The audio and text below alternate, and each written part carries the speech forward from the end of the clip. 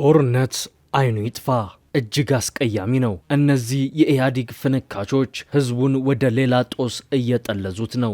በዝሆን ጸብ የሚጎዳው ሳሩ ነው የሚለው አባባል የተለመደ ቢሆንም ለሳሩ ደንታ የሌላቸው ዝሆኖች በጥቅም በተራኮቱ ቁጥር ፍዳውን የሚበላው ይኸው መከረኛው ምስኪኑ ህዝብ ነው። የሰሜኑ ጦርነትም ሆነ አሁን በአማራና ኦሮሚያ የሚደረገው ጦርነት ህዝቡን ፍዳ ውስጥ ከመክተት ባለፈ ለህዝቡ የፈየደው ነገር የለም።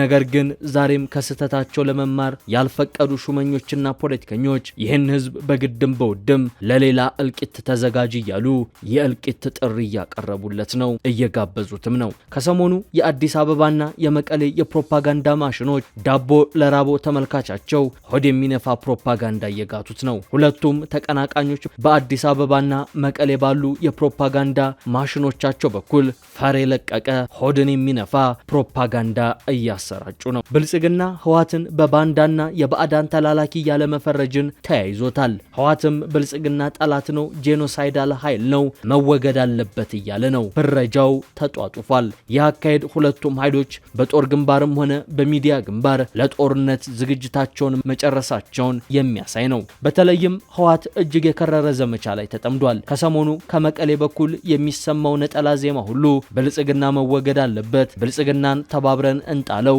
በብልጽግና መቃብር ላይ ድላችን ይታወጃል የሚል ነው። ይህንን ነጠላ ዜማ ደብረ ጽዮን፣ ዓለም ገብረዋህድ፣ ሞንጆሪኖ፣ አምባሳደር አዲስ ዓለም ባሌማ እየተቀባበሉ እየዘፈኑት ነው። ከዚህ በተጨማሪም አርሚ 72 የተሰኘ ሰራዊት በአዲስ አበባ በሚስጥር አዘጋጅተናል እያሉ በፕሮፓጋንዳ ማሽኖቻቸው በኩል እያሰራጩ ይገኛሉ።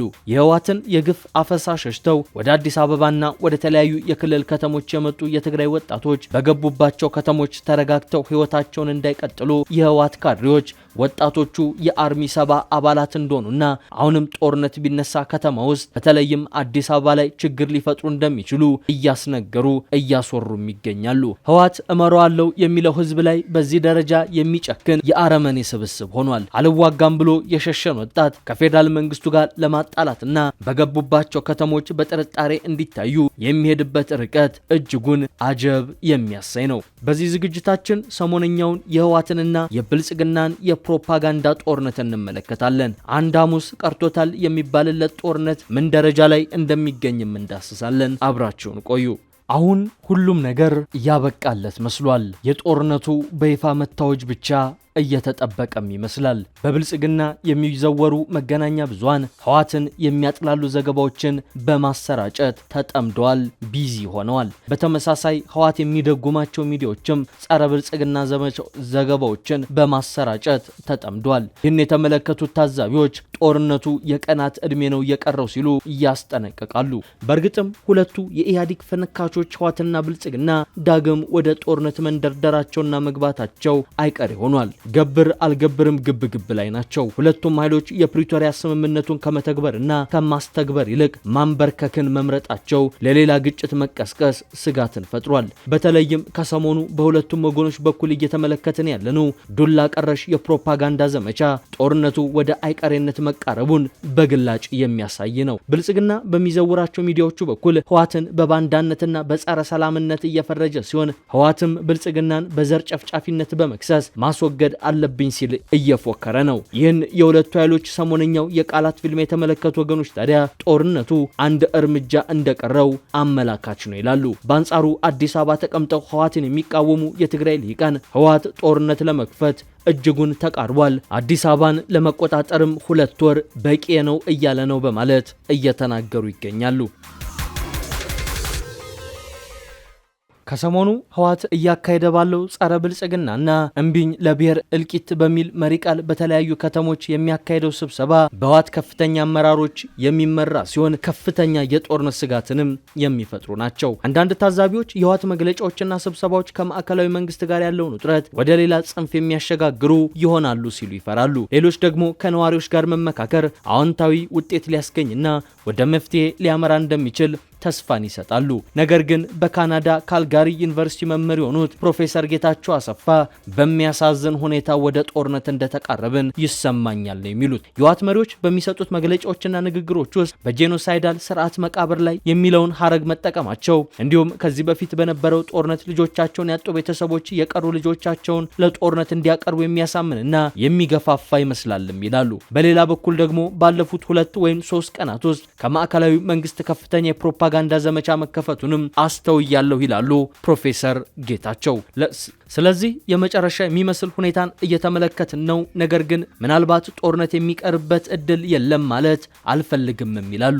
በክልሉ ያለውን ሁኔታ በቅርበት የሚከታተሉት ፕሮፌሰር ጌታቸው እንደ አዎንታዊ እድል የሚያዩት አንዱ እርምጃ ከአሜሪካ መንግስትና ከአውሮፓ ህብረት የሚመጣን ግፊትና የሰላም አውርዱ ጫና ብቻ ነው። የአሜሪካ አምባሳደር ኤርቪን ማሲንጋ ባለፈው ሳምንት መቀሌ ከተማን ጎብኝተው ከህወሓት ከፍተኛ ባለስልጣናት ጋር ተነጋግረዋል። ይህም ትንሽዬ ተስፋ እንዳጫረባቸው ፕሮፌሰሩ ይገልጻሉ።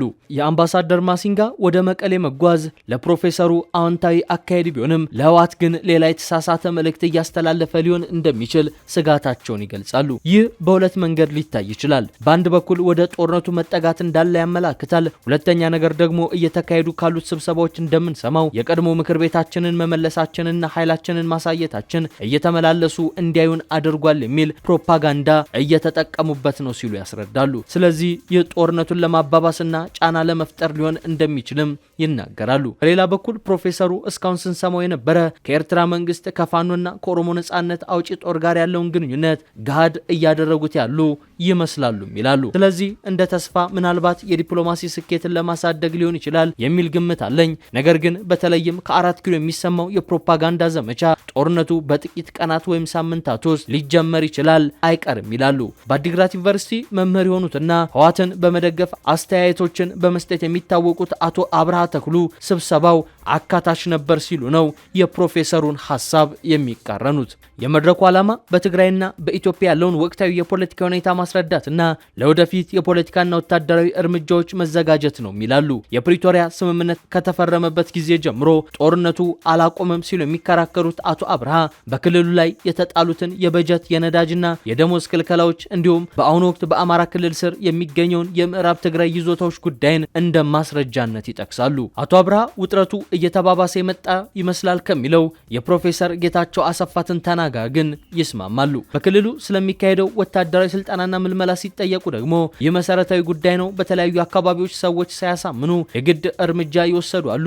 የድርጊት ያለውን መንፈስ የሚረብሽ እንደነበር አይካድም፣ ግልጽ ነው ይላሉ። ይሁን እንጂ ይህ በትግራይ ያልተለመደና ከላይ አቅጣጫ ያልተሰጠው ነው ሲሉ ይከራከራሉ።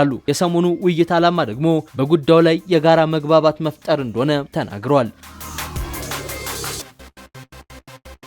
የህወሓት ሊቀመንበር ዶክተር ደብረጽዮን በዚህ ሳምንት ባደረጉት ንግግር ክልሉ ራሱን ከኢትዮጵያ መንግስት ለመከላከል ከሌሎች ኃይሎች ጋር ጥምረት መፍጠሩን በይፋ ገልጿል። በንግግራቸው የጠቀሷቸውን ሌሎች ኃይሎችን በስም ያልዘረዘሩ ሲሆን የሀገር ውስጥ ወይንም የውጭ ኃይሎች ስለመሆናቸውም አልተገለጸም። ይሁን እንጂ የጋራ ጠላታችን ብለው የጠሩት የኢትዮጵያ መንግስትን ሲዋጉ የቆዩ ቡድኖች ናቸው ብሏል። ዛሬ እንደ በፊቱ ብቻችንን አይደለንም፣ ብዙ ወዳጆች አሉን በማለት ነው ደብረጽዮን የተደመጡት። ይህም ከኤርትራ ጋር እንደፈጠሩ የሚገለጽ ጾን ጽምዶ የሚያመለክት ሊሆን እንደሚችል ይታወቃል። ብልጽግና ካሁን በኋላ ትግራይን ብቻ አይገጥምም፣ አገዛዙን እንደ ስጋት የሚቆጥሩ ሌሎች በርካታ ኃይሎች አሉ። ምንም እንኳን በራሳችን ብንተማመንም ይህንን ስርዓት ለማስወገድ የሚፈልጉ አጋሮች አሉን ብለዋል። በንግግራቸውም የኢትዮጵያ መንግስት ቀውሱን በሰላማዊ መንገድ ለመፍታት ዝግጁ እንዳልሆነ በማንሳት ወቅሰዋል። ችግሩን በሰላማዊ መንገድ መፍታት ካልቻልን በኃይል መፍታት አለብን። ስለዚህም ሰራዊታችንን በማጠናከር አቅማችንን እንገነባለን ያሉት ከዚህ ቀደም ህወሓት የፌደራል